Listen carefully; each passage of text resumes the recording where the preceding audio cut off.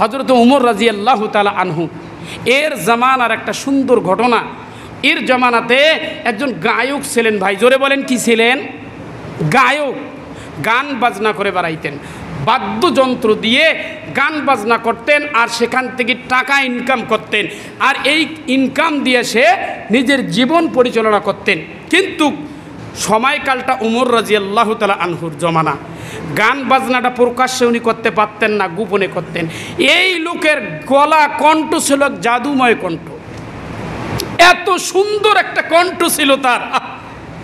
যখন যেখানেই সে গান শুরু করে দিত, আওয়াজ শুরু করে দিত, চতুর্দিক থেকে নারী পুরুষ ছেলে বৃদ্ধ সবাই নিজেদের ঘর থেকে বেরিয়ে এসে জমায়েত হয়ে যেত, ঘিরে নিত তাকে, তার গান বাজনা শুনত।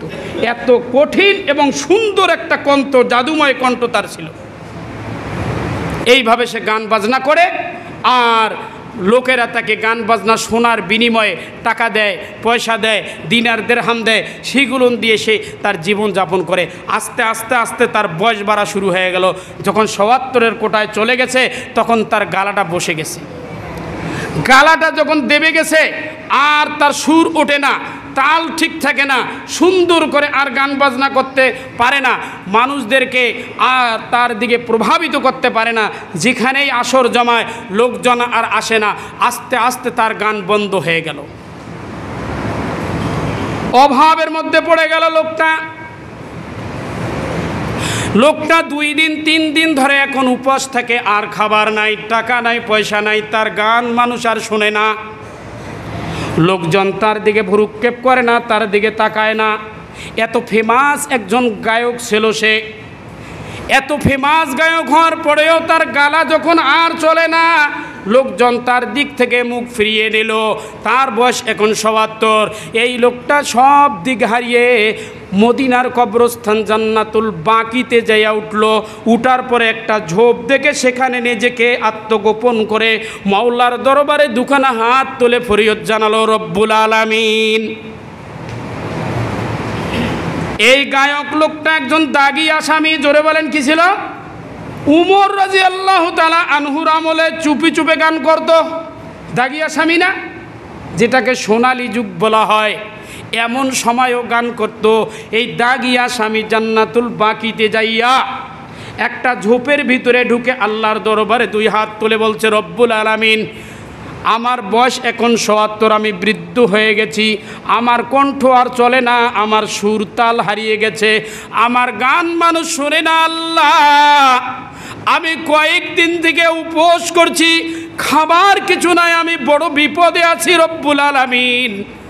আমি জানি আমরা যত গুনাহগার হই না কেন, যত বদকার হই না কেন, সারা দুনিয়া যদি আমার দিক থেকে মুখ ফিরিয়ে নেয়, কিন্তু একজন কখনো বান্দার দিক থেকে মুখ ফিরায় না। তিনি কে? আল্লাহ, তুমি তো মুখ ফিরাও না রব্বুল আলামিন, তুমি একটু আমার দিকে তাকাও, আমার এই বিপদ দূর করে দাও, আমার সমস্যার সমাধান করে দাও। এভাবে গুনগুন করে কাঁদছে আর তওবা করতেছে, গুনগুন করে কাঁদতেছে আর তওবা করতেছে। মসজিদে নববীতে শুয়েছিলেন ওমর রাদিয়াল্লাহু তাআলা আনহু। আল্লাহ পাক স্বপ্নের ভিতরে দেখালেন, একটা আওয়াজ দিলেন, উমর তুমি ঘুমাচ্ছ আর তোমার খেলাফতের ভিতরে, তোমার রাজ্যের ভিতরে ওই যে জান্নাতুল বাকিতে ঝোপের ভিতরে একজন বান্দা কাঁদতেছে, উঠো আর যাও তার সমস্যা সমাধান করে দাও।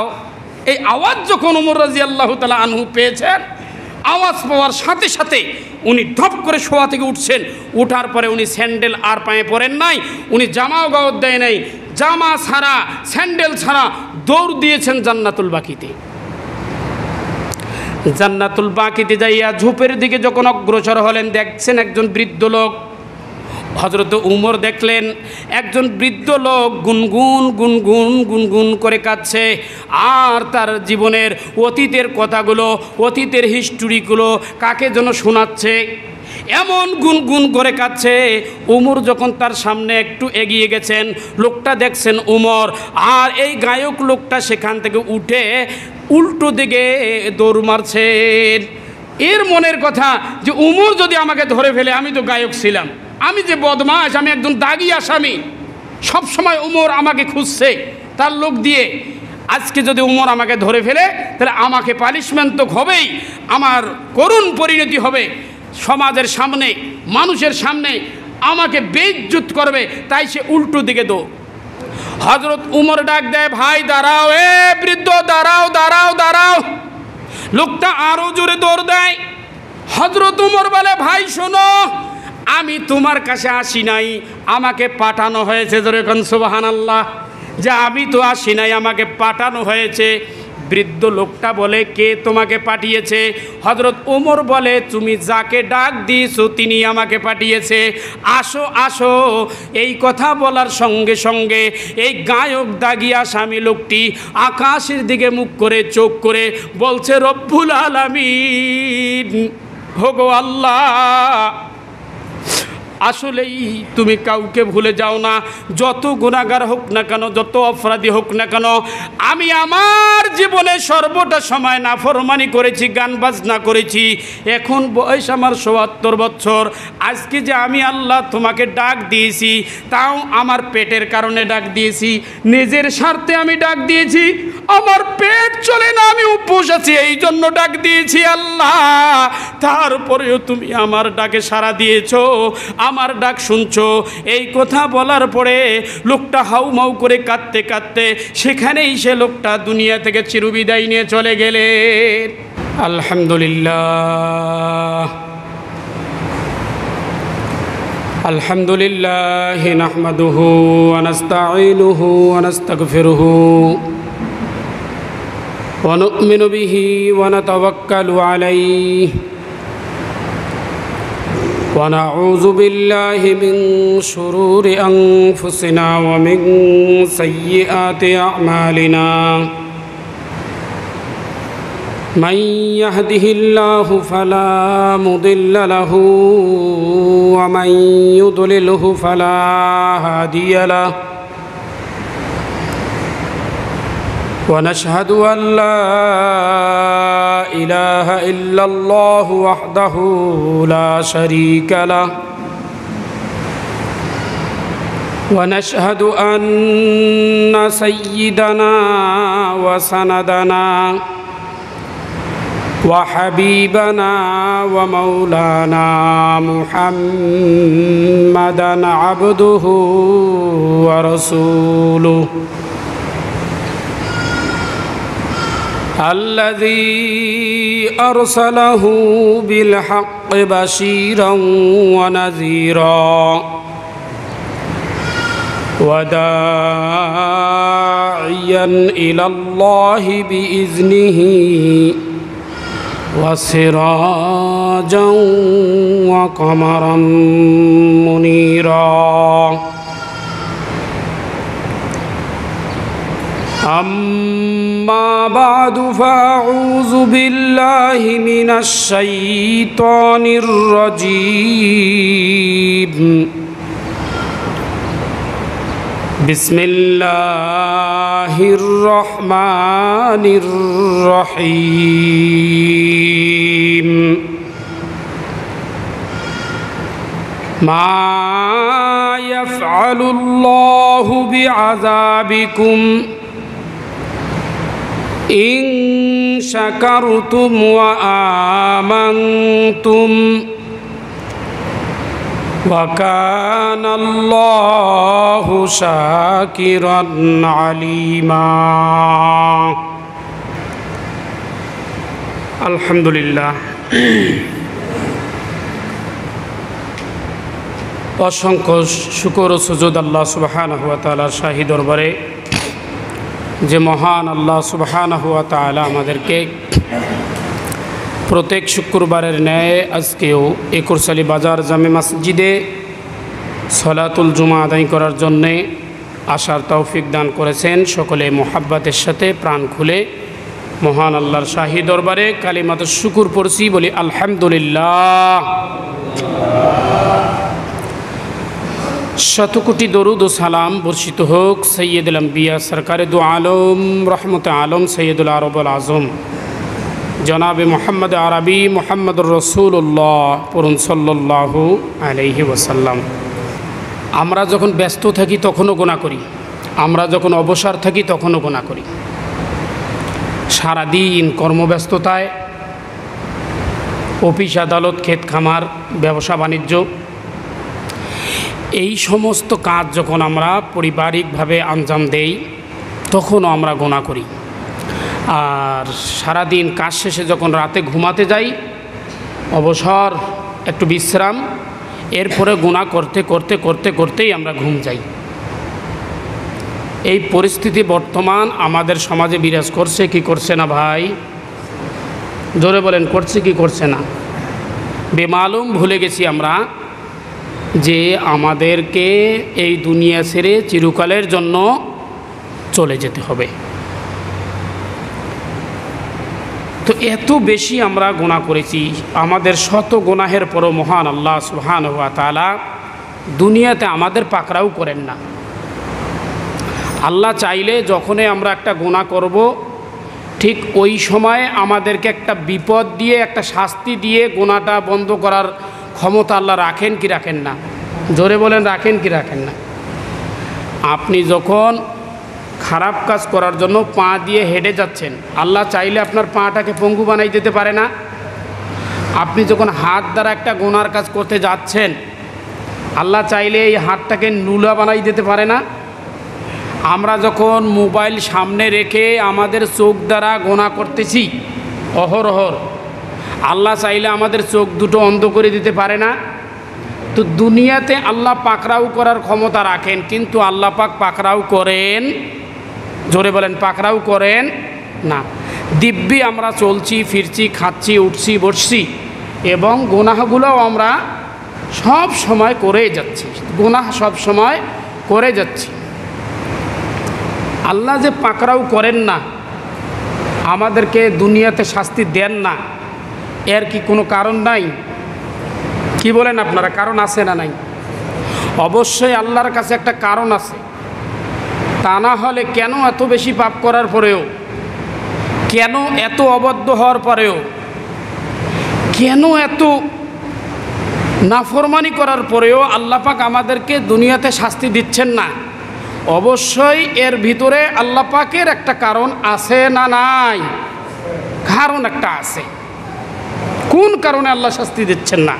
আল্লাহ বলেন কুরআনুল কারীমে, মা ইয়াফআলুল্লাহু বিআযাবিকুম ইন শাকারতুম ওয়া আমানতুম ওয়া কানাল্লাহু শাকিরান আলিমা।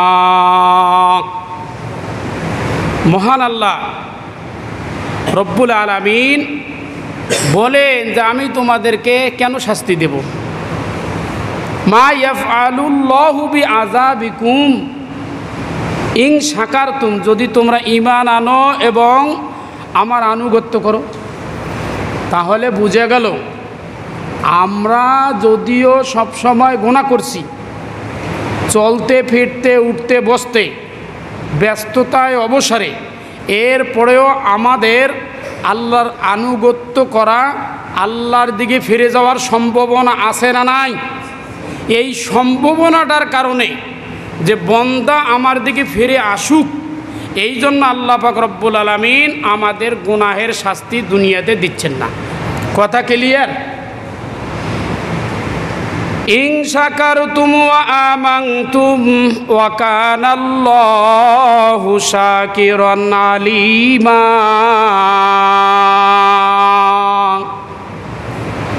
আল্লাহ বলেন তোর জন্য আমি অপেক্ষা করে আছি, প্রতীক্ষা করছি আমি, তুই গুনাহ করছিস আমি দেখছি। কেউ যখন দেখে নাই ঘরের ভিতরে তুমি গুনাহ করছো, সেটাও আমি দেখছি। আমি চাইলেই তোর চোখ দুটো অন্ধ করে দিতে পারতাম। এত মোবাইল দেখো, অশ্লীলতা। তুমি যখন অপরাধ করার জন্য হাত ব্যবহার করেছো, পা ব্যবহার করেছো, আমি সব জানি। আমি দুনিয়াতে তোমারে পাকড়াও করি নাই, কারণ আমি প্রতীক্ষা করতেছি, আমি অপেক্ষা করতেছি বান্দা তুমি ফিরে আসবা বলে। যখন সুবহানাল্লাহ।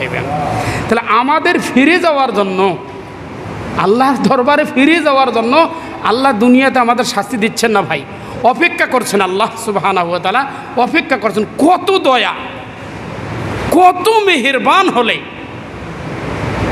কত মুহাব্বত থাকলে শত হাজার অজস্র অপরাধ করার পরেও উনি প্রতীক্ষা করে বসে থাকেন যে আমার বান্দা ফিরে আসবে।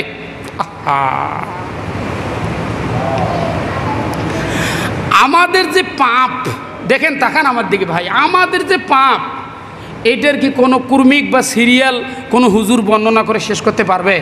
আরে আপনাদের হুজুরের পাপে তো হুজুর বর্ণনা করতে পারবে না, এরকম ব্যাপার হয় নাই, হচ্ছে না?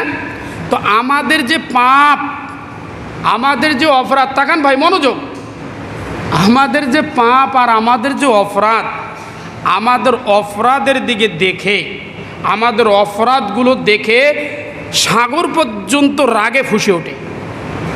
কি ভাই? সাগর সাগর সাগর পর্যন্ত রাগে ফুঁসে ওঠে। আল্লাহকে বলে, মা মিন ইয়াউমিন ইল্লাল বাহর ইয়াস্তাজিনু রাব্বাহু আন ইয়াগরুকা ইবনু আদম। সাগর মুখ খুলে আল্লাহকে বলে, রব্বুল আলামিন, ও গো দয়াময় আল্লাহ, তোমার বান্দারা এত বেশি অপরাধ, এত বেশি পাপ করে, তোমার কাছে আমি অনুমতি চাই, এই নাফরমান বান্দাদেরকে আমি আমার সাগরের পানির মধ্যে ডুবাইয়া মারব। কে বলে? জোরে কথা বলেন, কে বলে? সাগর বলে। আমাদের গুনার দিকে দেখে সাগর রাগান্বিত হয়ে যায়, রাগে গড়গড় করতে করতে আল্লাহর কাছে অনুমতি চাই, আল্লাহ অনুমতি দেন, আমি আমার সাগরে তাদেরকে চুবাইয়া এই নাফরমানদেরকে ধ্বংস করে দিই, আমার লাগামটা ছেড়ে দেন আল্লাহ। সাগর বলে, আমার লাগামটা ছেড়ে দেন, এদের আর আমি সহ্য করতে পারতেছি না, এদের কাজ কারবার আর ভালো লাগতেছে না, এদেরকে আমি ধ্বংস করে দেই। ওয়াল আরদু তাস্তাজানু মিনহু, এমনি করে জমিনও আল্লাহর কাছে ফরিয়াদ করে, আল্লাহর কাছে আবেদন করে, রব্বুল আলামিন, আমাকে একটু অনুমতি দেন। আহা, কারণ এই জমিন তো আমাদের বড় সাক্ষী। জোরে বলেন, পাপের বড় সাক্ষী কিনা? এই জমিন আমাদের পাপের বড় সাক্ষী। এই জমিনের উপর আমরা চলাফেরা করতেছি, আমরা যেখানে যাচ্ছি, যা করতেছি, এই সব কিছু সাক্ষী রাখবে, সাক্ষী আছে জমিন। কিয়ামতের ময়দানে জমিন আমাদের বিরুদ্ধে সাক্ষী দেবে। তো দুনিয়াতে আমাদের পাপ আর অকর্ম দেখে জমিন পর্যন্ত রাগান্বিত হয়ে আল্লাহর কাছে অনুমতি চায়, আল্লাহ, ওয়াল আরদু তাস্তাজানু মিনহু, ও আল্লাহ, আপনি আমাকে অনুমতি দেন, আমাকে একটু অনুমতি দেন। আমি কি করি? আমার পার্শ্ব পরিবর্তন করে দেই। জমিন বলে, আমার উপরের দিকটা আমি নিচের দিকে, আর নিচের দিকটা উপরের দিকে করে এই নাফরমান বান্দাদেরকে আমি ধ্বংস করে দেই। আল্লাহর কাছে ফরিয়াদ করে, আমাদের পাপ দেখে দেখে, আমাদের অপরাধ দেখে দেখে কোন জায়গায় আছি আমরা। ওয়াল মালাইকাতু তাস্তাজানু ফীহি আন তাআজালাহু ওয়া তাহলাকা, এমনি করে ফেরেশতাগণ আল্লাহর কাছে ফরিয়াদ করে, রব্বুল আলামিন, ও দয়ার আল্লাহ, আমরা তো সব সময় তোমার বান্দাদেরকে হেফাজত করার দায়িত্বে থাকি, নিরাপত্তার দায়িত্বে থাকি, তোমার বান্দার ভালো কাজগুলো আমরা লেখার দায়িত্বে থাকি, কেউ কেউ মন্দ কাজগুলো লেখার দায়িত্ব থাকি। ও আল্লাহ, কিন্তু সমাজ এত নষ্ট হয়ে গেছে, তোমার বান্দারা এত নাফরমান হয়ে গেছে, এত গুনাহ করতেছে, তুমি রব্বুল আলামিনের দরবারে সব কিছু হিসাব নিয়ে যে তাদের দণ্ডায়মান হতে হবে, তাদেরকে তোমার দরবারে যে আসতেই হবে বেমালুম ভুলে গেছে। ও আল্লাহ, আমাদেরকে একটু অনুমতি দেন, আমরা সকলে মিলে তোমার এই বান্দাদেরকে দুনিয়ার জমিনে ধ্বংস করে দেই। ফরিয়াদ করছে ফেরেশতারা। কেন ভাই? আমাদের পাপ দেখে সাগর আল্লাহর কাছে ফরিয়াদ করে আমাদের ধ্বংসের জন্য। জমিন ফরিয়াদ করে, পার্শ্ব পরিবর্তন করে আমাদেরকে মূলোৎপাটন করার জন্য, ফেরেশতারা আল্লাহর কাছে ফরিয়াদ করে আমাদেরকে ধ্বংস করার জন্য। কিন্তু আল্লাহর জবাব কি? আল্লাহর জবাব কি এটা জানার দরকার আছে না নাই? আল্লাহ কি জবাব দিলেন? এই সাগর, এই জমিন, এই ফেরেশতাদেরকে আল্লাহ পাক এত দয়ালু মহান আল্লাহ, মহান আল্লাহ, মহান আল্লাহ কি জবাব দিচ্ছেন। আল্লাহু আকবার। ও ফেরেশতারা, ও সাগর, ও জমিন, মনে রাখো, আমি যেই বান্দাদেরকে আমার নিজ হাতে তৈরি করেছি, বড় মুহাব্বত করে, বড় ভালোবেসে যে বান্দাদেরকে আমি তৈরি করেছি, এই বান্দারা আর তোমরা কখনো সমান হতে পারবে না। কার কথা? আল্লাহর কথা। সাগর, তুমি আমার বান্দার মতো হতে পারবে না। জমিন, তুমি আমার বান্দার মতো হতে পারবে না। ফেরেশতা, তোমরাও আমার বান্দার মতো হতে পারবা না। তোমরা শাস্তি দিতে চাও? আচ্ছা দেখো, চেষ্টা করে চালাও, চেষ্টা চালাও। ফাইন কানা আবদুকুম ফাশানুকুম বিহি।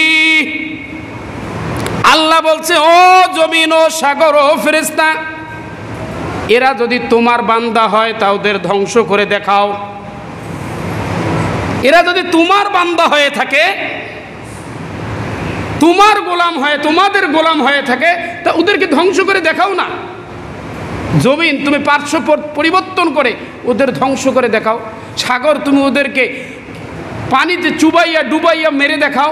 ও ফেরেশতারা, তোমরা একটু পদক্ষেপ গ্রহণ করে দেখাও যদি তোমার বান্দা হয়। কিন্তু এরা সবাই কার বান্দা? জোরে বলেন না, কার বান্দা? এরা আমার বান্দা, এরা আল্লাহর বান্দা। সুতরাং ও ইন কানা আবদি, তোরা তাদের শাস্তি দিতে পারবা না, দুনিয়ার জমিনে বেইজ্জত করতে পারবা না, তোমরা তাদের কোনো ক্ষতি করতে পারবা না, কারণ তারা তোমাদের বান্দা নয়। তারা হচ্ছেন আমি আল্লাহর গোলাম, আমি আল্লাহর বান্দা। ফামিন্নি ওয়া ইলা আবদি। অতএব কারণে তাদের অপরাধ কি আছে কি না আছে, এটা বান্দা এবং আমি আল্লাহর ব্যাপার। জোরে কোন সুবহানাল্লাহ। আল্লাহ জব দেয়, এটা আমার আর বান্দার ব্যাপার। তোমাদের নাক গলার দরকার নাই, উকালাতি করে আসেন না, উকালাতি করার দরকার নাই। আমি প্রতীক্ষায় আছি, তুমি দেখছো না আমার যেই বান্দাটা গুনাহ করতেছে একদিন ফিরে আসবে। সুবহানাল্লাহ বলেন। একদিন ফিরে আসবে, আসার পরে একদিন বলবে, আল্লাহ আমাকে ক্ষমা করে দাও। আমি তখনই ক্ষমা করে দেব। সুবহানাল্লাহ বলেন না, আমি তখনই ক্ষমা করে দেব। সুতরাং এত উকালাতির প্রয়োজন নাই। আল্লাহ বলেন, তাহলে শোনো ব্যাপারটা কেমন। ওরা হচ্ছে আমি আল্লাহর বান্দা, ওরা পাপ করছে, অপরাধ করছে, অন্যায় করছে, এটা ওদের আর আমি আল্লাহর ব্যাপার। ইং আতানিয়া লাইলা লাইলান কাবিলতুহু। আমার এই বান্দারা যখনই তওবা করবে, তারা যদি রাতের বেলায় তওবা করে, আমি আল্লাহ কবুল করে নেব। সুবহানাল্লাহ পাঠ করে। ওয়া ইং আতানি নাহারান কাবিলতুহু। তারা যদি দিনের বেলায় তওবা করে, আমি আল্লাহ কবুল করে নেব। তোরা উকালাতি করস না। আল্লাহ পাক বলে, তারা যখনই তওবা করবে, যখনই ফিরে আসবে, তাদের অপরাধগুলো পাহাড় সমমান হতে পারে, জমিন সমপরিমাণ হতে পারে, সাগরের ফেনা সমপরিমাণ হতে পারে। কিন্তু তারা যখনই, যেই মুহূর্তেই আমি আল্লাহর দরবারে ফিরে আসতে চাইবে, যত কাদা মাখা শরীর হোক না কেন, যত নোংরা পানিতে ডুব দেখ না কেন, যত কঠিন পরিস্থিতি থাক না কেন, আমি আল্লাহ আমার রহমতের কোলে তারে উঠাইয়া নেব। বান্দার যেই অবস্থায় থাক, রহমতের কোলে আমি তাদেরকে নিয়ে নেব।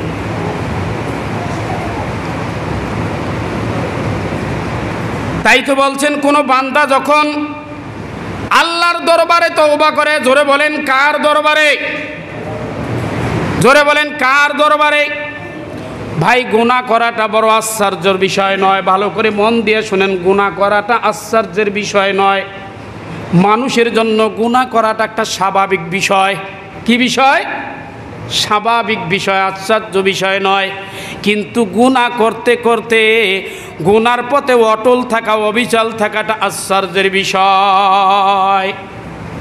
গুনাহ করার পর তওবা যারা করে, গুনাহ করার পরে যারা তওবা করে, নবীজি বলেছেন, ও দুনিয়ার মানুষ শুনে রাখো, গুনাহগারদের মধ্যে সবথেকে উত্তম মানুষ হচ্ছে তারা যারা গুনাহগার এবং তওবাকারী গুনাহগার।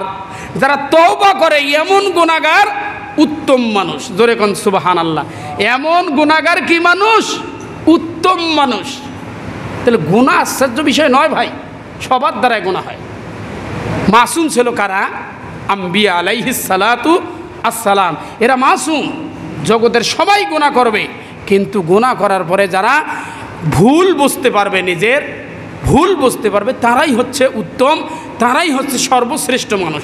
আল্লাহ তাদের যে বেনিফিট দেবেন, কত আশ্চর্যের বিষয়। আল্লাহ কোরআনে এক আয়াতের মধ্যে বলেছেন, ইল্লা মান তাবা ওয়া আমানা ওয়া আমিলা আমালান সলিহা ফাউলাইকা ইউবাদদিলুল্লাহু সাইয়্যাতিহিম হাসানাত।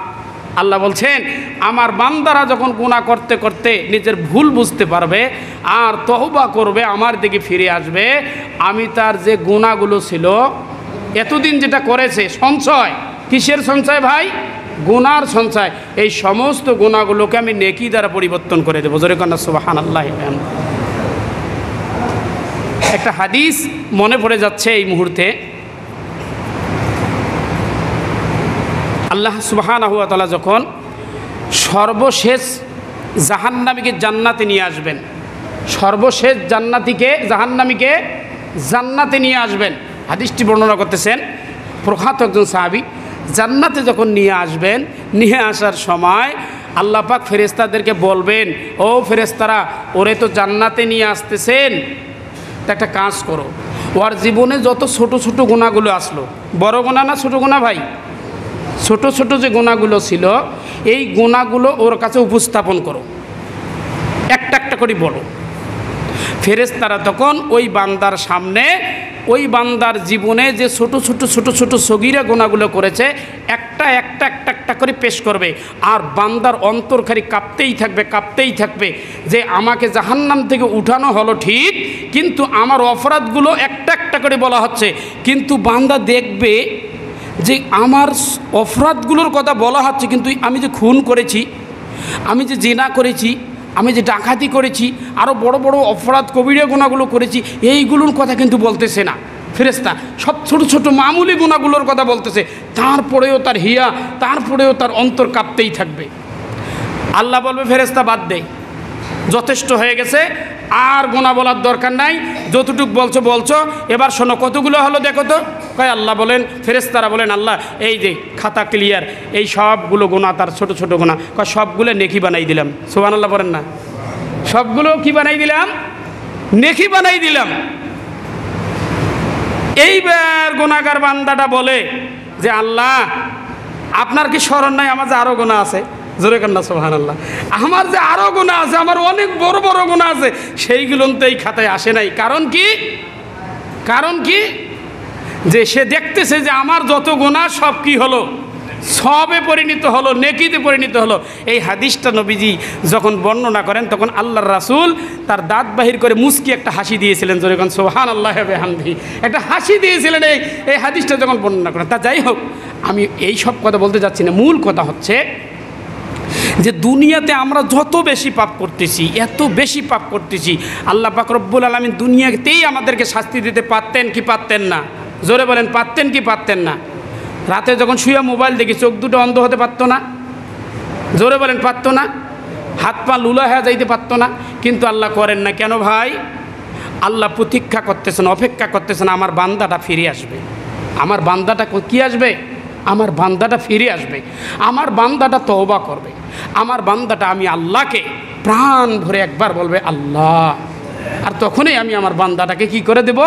মাফ করে দেব।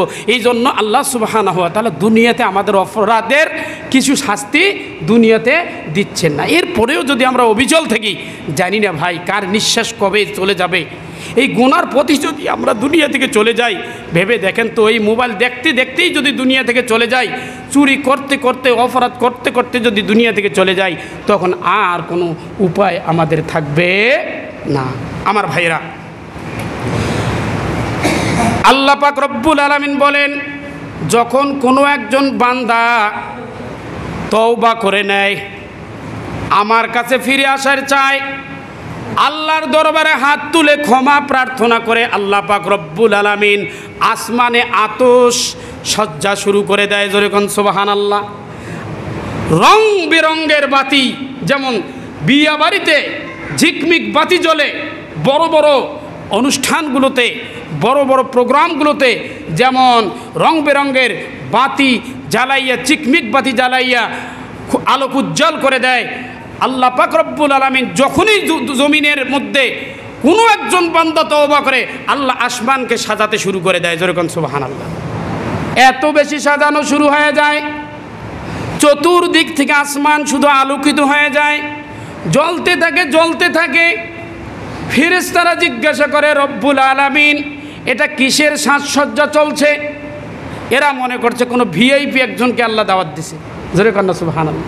কোনো ভিআইপি কাউকে দাওয়াত দিছে, সে হয়তো এইখানে আগমন করবে, সে হয়তো আসমানে আসবে, যার কারণে আল্লাহ পাক এই আসমানকে এত সুন্দর করে সাজাচ্ছে। ফেরেশতারা বলে, রব্বুল আলামিন কেন এত সুন্দর করে আসমান সাজানো হচ্ছে? আল্লাহ পাক বলেন, আসলাহাল আব্দু আলা মাওলা, আমার একজন বান্দা আমার দিকে ফিরে এসেছে, গুনাহের পথ পরিত্যাগ করেছে, সে আমার দরবারে ক্ষমা চেয়েছে, সে মন থেকে তওবা করেছে। তার এই তওবার কারণে, তার এই মাগফিরাতের দোয়ার কারণে, তার এই আমার দরবারে ফিরে আসার কারণে আমি আল্লাহ এই আসমানকে সুসজ্জিত করতেছি। জোরে কোন সুবহানাল্লাহ। আর যখনই আমার বান্দা ডাক দেয় আমাকে, আল্লাহ বলে, লাব্বাইকা লাব্বাইকা ইয়া আব্দি, আমি সঙ্গে সঙ্গে ওই বান্দার ডাকে সাড়া দিয়ে বলি, লাব্বাইকা লাব্বাইকা ইয়া আব্দি, ও বান্দা আমি তো তোমার কাছে আছি। জোরে কোন সুবহানাল্লাহ। আল্লাহ বলে, বান্দা আমি তোমার কাছে আছি, কি চাইবা তুমি? চাও, যা চাইবা আমি দিয়ে দেব, তোমার যা দরকার আমি তোমারে দিয়ে দেবো, আমি তোমার কাছে আছি। হযরত উমর রাদিয়াল্লাহু তাআলা আনহু এর জামানার একটা সুন্দর ঘটনা। এর জামানাতে একজন গায়ক ছিলেন ভাই। জোরে বলেন, কি ছিলেন? গায়ক। গান বাজনা করে বেড়াইতেন, বাদ্যযন্ত্র দিয়ে গান বাজনা করতেন, আর সেখান থেকে টাকা ইনকাম করতেন, আর এই ইনকাম দিয়ে সে নিজের জীবন পরিচালনা করতেন। কিন্তু সময়কালটা উমর রাদিয়াল্লাহু তাআলা আনহুর জমানা। গান বাজনাটা প্রকাশ্যে উনি করতে পারতেন না, গোপনে করতেন। এই লোকের গলা কণ্ঠ ছিল জাদুময় কণ্ঠ, এত সুন্দর একটা কণ্ঠ ছিল তার। যখন যেখানেই সে গান শুরু করে দিত, আওয়াজ শুরু করে দিত, চতুর্দিক থেকে নারী পুরুষ ছেলে বৃদ্ধ সবাই নিজেদের ঘর থেকে বেরিয়ে এসে জমায়েত হয়ে যেত, ঘিরে নিত তাকে, তার গান বাজনা শুনত। এত কঠিন এবং সুন্দর একটা কণ্ঠ, জাদুময় কণ্ঠ তার ছিল। এইভাবে সে গান বাজনা করে, আর লোকেরা তাকে গান বাজনা শোনার বিনিময়ে টাকা দেয়, পয়সা দেয়, দিনার দিরহাম দেয়, সেগুলো দিয়ে সে তার জীবন যাপন করে। আস্তে আস্তে আস্তে তার বয়স বাড়া শুরু হয়ে গেল। যখন ৭৪-এর কোটায় চলে গেছে, তখন তার গালাটা বসে গেছে। গালাটা যখন দেবে গেছে, আর তার সুর ওঠে না, তাল ঠিক থাকে না, সুন্দর করে আর গান বাজনা করতে পারে না, মানুষদেরকে আর তার দিকে প্রভাবিত করতে পারে না। যেখানেই আসর জমায় লোকজন আর আসে না। আস্তে আস্তে তার গান বন্ধ হয়ে গেল, অভাবের মধ্যে পড়ে গেল লোকটা। 2 দিন 3 দিন ধরে এখন উপবাস থাকে, আর খাবার নাই, টাকা নাই, পয়সা নাই, তার গান মানুষ আর শোনে না। লোকজন তার দিকে ভ্রুক্ষেপ করে না, তার দিকে তাকায় না। এত ফেমাস একজন গায়ক ছিল সে। এত ফেমাস গায়ক হওয়ার পরেও তার গালা যখন আর চলে না, লোকজন তার দিক থেকে মুখ ফিরিয়ে নিল। তার বয়স এখন ৭৭। এই লোকটা সব দিক হারিয়ে মদিনার কবরস্থান জান্নাতুল বাকিতে যাইয়া উঠল।